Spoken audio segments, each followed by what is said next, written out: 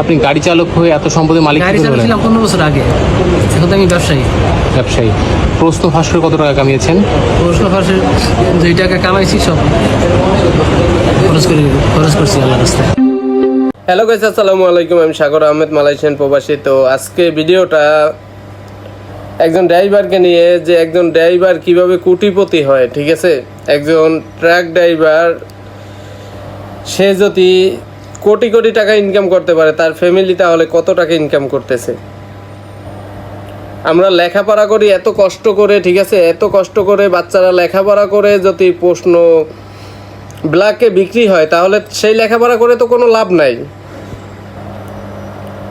আর মাননীয় প্রধানমন্ত্রীর দৃষ্টি আকর্ষণ করে বলতেছি যে একজন ড্রাইভার যদি প্রশ্ন চুরি করে বিক্রি করতে পারে, তার সিকিউরিটিগুলো কোথায় ছিল?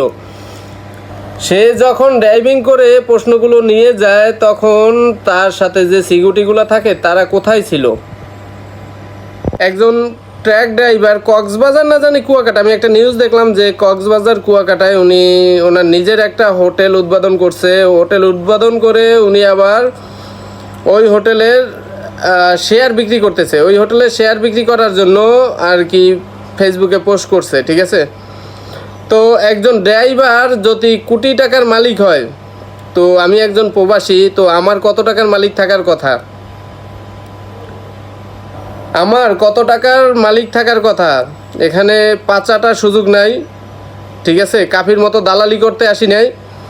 কাফি দালালি করে, কাফি ভিসা পাসপোর্ট নিয়ে মনে করেন যে একটা ভিডিও বানাইছে, কাফি তুমি পয়েন্টে আসো, তোমাকে পরে ধরতেছি। তো আমাদের একজন গাড়ির ড্রাইভার যদি কোটিপতি হয়, সে যদি উপজেলা নির্বাচন করতে পারে, তাহলে আমরা কি করতেছি প্রবাসে বৈশা?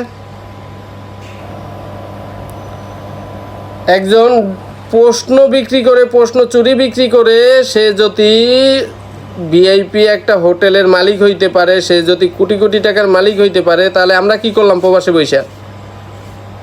বাংলাদেশের পোলাপান অনেক কষ্ট করে লেখাপড়া করে, তো পোলাপানের বেশিরভাগই লেখাপড়া করতে ইচ্ছে করে না বর্তমান যে যুগ। তো তারপরেও বাবা মা শাসন করে লেখাপড়া করায়, যাতে ভবিষ্যতে লাইফ সেটেল করতে পারে, ভালো একটা জব পায়। তো এদের মতো কিছু ড্রাইভার চোরের কারণে যে এই যে শিক্ষার মানটা নষ্ট হইতেছে, এর দায়ভার কে